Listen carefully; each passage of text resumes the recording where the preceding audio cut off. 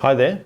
Today we're unboxing the Surface Go 2. Now once again, it's taken us a little while to get a hold of one of these because I've ordered the top spec Surface Go for business model. Now there's a bit of a difference in the Surface Go 2 models. There's sort of retail models and there's the business models. The business model that I've ordered here actually has an M3 processor, not the Pentium processor that the base model Surface Go 2 comes with. The previous Surface Go was a great little device, a really nice form factor. I just love the little keyboard and trackpad setup on that device.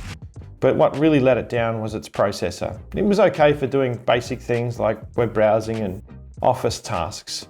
But if I wanted to do a bit of video editing or maybe some photo editing was probably the big thing that I wanted to do, it just wasn't really up to the task. So hopefully this Surface Go 2 is going to be up to some at least basic image editing tasks for photography and things like that. I'm going to test it out, but I'll go ahead and get it unboxed. So as you can see here, just looking at the brown box, this is the Surface Go for business. On the side here we have a little sticker that has all of the serial numbers, and in this case this is an LTE or 4G model as well, so it's got the IMEI number on the side there. Very important for IT departments who are deploying these devices. Very little packaging, it's all cardboard as you can see, but also having the details of the device on the side makes it much easier to manage and deploy. There we go, the Surface Go 2. And as you can see, it looks identical to the Surface Go. Got my little SIM card port on the side there on this one because it's the 4G model. It's got the kickstand, exactly the same setup.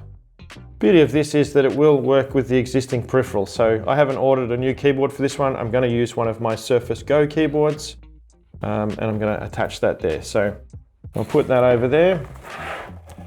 The other thing that's in the box, as usual with Surface, behind the little product picture card, is the warranty cards and also the power connector. Interested to see if this power is different to the previous model. I suspect it's not. I can already tell that it's not. The Surface Go uses a slightly smaller power supply than a Surface Pro. It doesn't put out as much power, but again, we've got a smaller battery in the Surface Go, so that's now ready to go and charge the Surface Go 2. Cool. So we'll have a bit of a play with the Surface Go 2 this week, test it out, and we'll bring you a review. So remember to hit like and subscribe to the channel for more information about the Surface Go and all of the Surface models.